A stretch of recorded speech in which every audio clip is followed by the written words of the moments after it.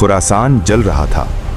بلخ کے میناروں سے اٹھتا دھواں، ہرات کی گلیوں میں بکھرا خون اور شمال مغربی خراسان کی ویران بستیوں میں چیختی ہوئی خاموشی۔ اسی قیامت کے دوران طالقان میں خیمہ زن چنگیز خان تک ایک پیغام پہنچا۔ الفاظ کم تھے مگر ان میں ایک سلطنت کی غیرت بول رہی تھی۔ میں تجھے مقابلے کی دعوت دیتا ہوں، مجھے بتا کون سا میدان تجھے پسند ہے، میں وہاں پہنچ جاؤں گا اور تو بھی خود میدان میں نکلا۔ یہ محض دعوت جنگ نہ تھی، یہ ایک للکار تھی، ایسی للکار جو برسوں سے فتوحات کے نشے میں چور بوڑھے تاتاری فرما روا کے دل میں پہلی بار ارتعاش پیدا کر گئی۔ چنگیز خان نے محسوس کیا کہ اب مقابلہ کسی بکھری ہوئی ریاست سے نہیں بلکہ ایک ایسے شخص سے ہے جو فنا کو آنکھوں میں ڈال کر مسکرا سکتا ہے۔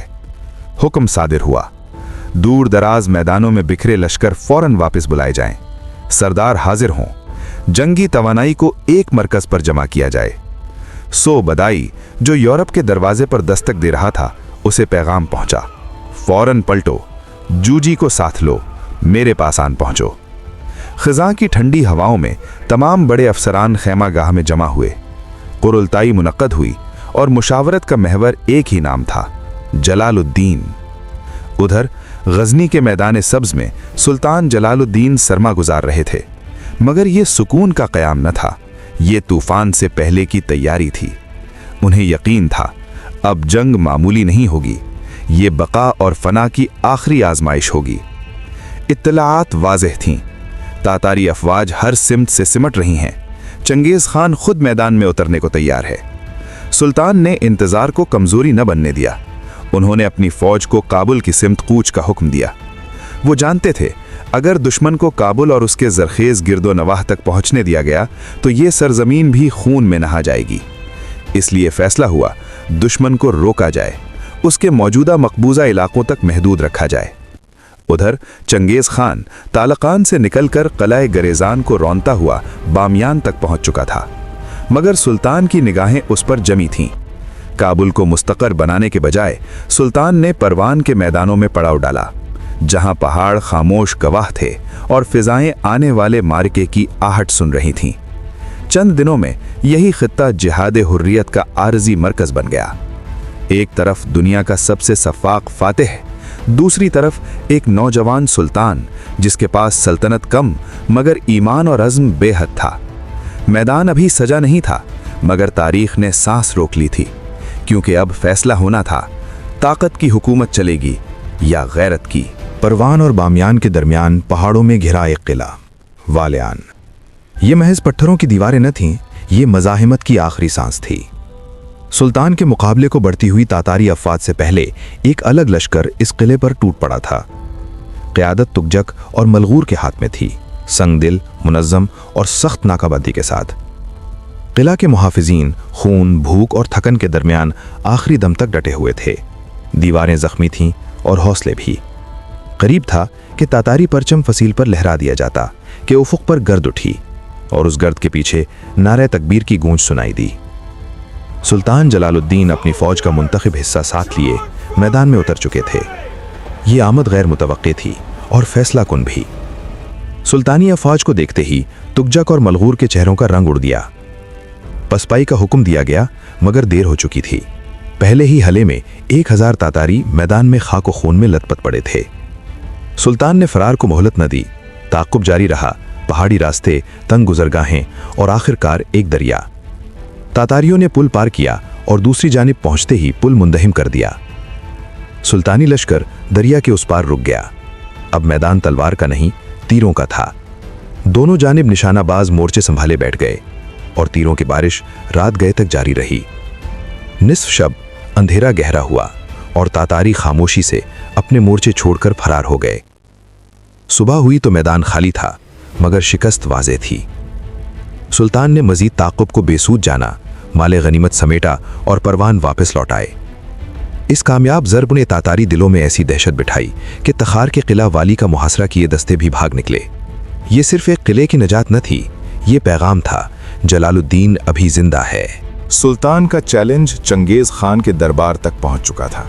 منطق کہتی تھی جو للکارا گیا ہے وہ خود میدان میں اترے، मगर चंगेज खान सिर्फ जंगजू नहीं, अय्यार भी था। इस बार उसके गुरूर का ऐवान हिल चुका था। बकसरत अफवाज के बावजूद दिल में वो यकीन बाकी न रहा था जो पहले मार्कों में उसका साथ देता था। उसने एहतियात को तरजीह दी। खुद महाज पर जाने के बजाय अपने सबसे काबिल एतमाद बेटे तौली खान को अफवाज का बड़ा हिस्सा देकर सुल्तान के मुकाबले पर रवाना कर दिया और खुद बकिया लश्कर के साथ बामियान के मुहासरे में मसरूफ रहा। उधर परवान में सुल्तान जलालुद्दीन आने वाले मार्के की तैयारी मुकम्मल कर रहे थे। एक हफ्ता गुजरा और फिर उफुक पर एक और गर्द उठी, मगर ये मामूली गर्द न थी, ये एक सैले हमागीर था। तौली खान की क़यादत में तातारी लश्कर तूफान की मौजों की तरह परवान की हुदूद में दाखिल हुआ। कसरत का ये आलम था कि जहां नजर जाती सर ही सर दिखाई देते। जमीन कांप रही थी और तारीख एक और फैसला कुन दिन के करीब आ चुकी थी। एक तरफ चंगेज का बेटा वसाइल, तादाद और सफ़ाकी के साथ, दूसरी तरफ जलालुद्दीन अज़्म, गैरत और आखिरी सांस तक लड़ने के इरादे के साथ। परवान के मैदान अब सिर्फ ज़मीन न थे, वो तकदीर का तराजू बनने वाले थे और इस तराजू में वज़न सिर्फ तादाद का नहीं होगा बल्कि यकीन का होगा। परवान के मैदान में चारीकार के शुमाल मशरिक की तरफ सुल्तान जलालुद्दीन की पेशकदमी हुई। एक फरसख का फासला तय किया और एक वसी व अरीज मैदान में पहुंचकर सुल्तान ने अपनी फौज की सफबंदी शुरू की। सूरज तुलू हो चुका था और उसकी सुनहरी किरणें उस वक्त के उस साहिब अजीमत की पेशानी को चूम रही थीं जो एशिया से लेकर अफ्रीका तक मुसलमानों के लिए आखिरी दिफाई हिसार तामीर कर रहा था। मुजाहिदीन इस्लाम तकरीबन 1 लाख माजी की हर शिकस्त का बदला लेने के लिए बेताब थे। उनके चेहरों पर खौफ का नामो निशान न था और हर कतरा खून मुस्लिम का हिसाब लेने का जज्बा उनके दिलों में भरा हुआ था। सुल्तान जलालुद्दीन अपने खुसूसी अफसरान के साथ सफ़ों का मुआयना कर रहे थे। उनकी पुरअज़्म निगाहें मुजाहिदीन के हौसलों को औजे सुरैया तक पहुंचाने के लिए काफ़ी थीं। लश्कर के दाएं बाजू पर अमीनुल मलिक और बाएं बाजू पर सैफुद्दीन को अमीर मुकर्रर किया गया। सुल्तान खुद कल्बे लश्कर में आ गए। सूरज की शुआएं मुजाहिदीन की फौलादी शमशीरों और ज़िरहों कर पड़ीं, आईने की तरह चमकने लगीं। दुश्मन जो गर्दो गुबार उठाता हुआ मैदान के दूसरे किनारे पर पहुंच चुका था, अब सुल्तान के सामने था। सरफरोशान इस्लाम के हाथों की गिरफ्त अपनी तलवारों पर मजबूत हो गई। जज्बात में तूफान बरपा हुआ। रज्जिया अशार और जिहादी नगमात लबों पर आ गए। दिल शहादत के जाम के लिए बेचैन हो गए। नाराए तकबीर से दश्तो जबल गूंज उठे। ऐसे लम्हे कि ज़माना देखे और हैरत में रह जाए। अनोखी वज़ा है, सारे ज़माने से निराले हैं। ये आशिक कौन सी बस्ती के रायब रहने वाले हैं। ये लम्हा था तारीख के सफ़हात पर लिखा जाने वाला एक अहद, जहां एक लश्कर सिर्फ शमशीरों और हथियारों का नहीं बल्कि ईमान, गैरत और गैर मामूली जज्बे का भी मजहर था।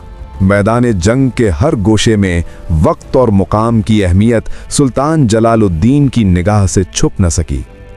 फरार के खौफ को दिलों से मिटाकर और मुजाहिदीन को शहादत के जज्बे से लबरेज करने के लिए सुल्तान ने एक गैर मामूली हुक्म दिया। तमाम सिपाही घोड़ों से उतर जाएं और पैदल होकर पूरी साबित कदमी से लड़ें। चंगेज खान के अफसरान हैरत ज़दा थे। मुसलमानों को घोड़ों से उतरता देखकर वो सोचने पर मजबूर हुए कि ये लश्कर किस हौसले का है। तबले जंग की धमक पर दोनों फौजें एक दूसरे पर टूट पड़ीं। सूरज जब बुलंद हुआ, लड़ाई की शिद्दत भी बढ़ती गई। शोले बुलंद हुए और उरूज पर पहुंचे जब सुल्तान ने कल्बे लश्कर के दस्तों को लेकर तातारियों के कल्ब पर जारहाना हमला किया। सफ़ें चीर कर रख दी गईं। चार सू मुसलमान और काफिर, अहले हक और अहले बातिल दस्त बदस्त भिड़ गए। शमशियों की गर्दिश में मौत मुंह खोले खड़ी थी और खून के छींटे यूं बरसते थे जैसे आसमान से लहू की बारिश हो रही हो। नक्शा मार्का कारजार मुसलमान शहादत की तमन्ना में सर धड़ की बाजी लगाकर उड़ रहे थे, जबकि काफिर गुरूर, झूठे वकार और इस्लाम दुश्मनी के जज्बे के साथ हमला आवर थे। पैदल मुजाहिदीन घुड़सवार दुश्मन के सामने ऐसी साबित कदमी से लड़े कि दुश्मन सफ़ों में खलल डालने में आजिज रहा। दाएं बाजू पर अमीनुल मुल्क की क़यादत में लश्कर पायदारी की मिसाल बन गया। ये देखकर तौली खान ने 10,000 ताज़ा दम सिपाही भेजे और मुसलमानों के दाएं बाजू को अपने बाकी लश्कर से अलग करने की कोशिश की। तातारियों के शदीद हमले में अमीन अल मुल्क के दस्ते थोड़ा सा पसपा हुए। पैदल सिपाही मजबूर होकर पीछे हटे। सुल्तान जलालुद्दीन ने कल्बे लश्कर में ये नाजुक सूरत हाल देखते ही क़यादत एक मोतमिद जर्नैल के सुपुर्द की और ख़ुद जानिसार दोस्तों के साथ दाएं बाजू की तरफ रवाना हुए। सुल्तान की आमद अमीन अल मुल्क के दस्तों को दोबारा जोश व वलवले से भर दिया। अपने कदम जमाने के बाद वो ताताइयों पर जान तोड़ हमले करने लगे और दुश्मन कल्बे लश्कर से टकराने के बाद दबाव में आकर पीछे हटने लगा। लश्कर इस्लाम के बाएं बाजू पर अमीर सैफुद्दीन अगराक बड़ी दलेरी से मैदान में मौजूद था। तातारी किसी तरह इस जानिब रुख न डालने में नाकाम रहे। सैफुद्दीन अगराक ने अपनी बहादुरी, तजुर्बा और हिकमत से दुश्मन पर बार बार हमले किए और तुर्क खलीजी बहादुरों के साथ हर मौके पर आगे बढ़ा। एक लम्हे पर सुल्तान के दीगर सिपाही पीछे हटे तो उसने जोर से चिल्लाया, परे हट जाओ, तुम दुश्मन से खौफजदा हो। शाम तक जंग शिद्दत से जारी रही। सूरज मगरिब के पर्दे में छुप गया तो दोनों फरीकैन अपने पड़ाव की तरफ रुखसत हुए। मैदान पर जगह जगह लाशों के अंबार थे। मुसलमान अपने शहीदों को तलाश करके नमाज जनाजा और तजहीज़ व तकफीन अंजाम दे रहे थे। रात भर फरीकैन अपनी तवानाइयाँ जमा करते रहे और कल के फैसला कुन दिन के लिए तैयार हुए। रात का आखिरी पहर तारीख के सफ़हात में एक और दास्तान छोड़कर गुजरा।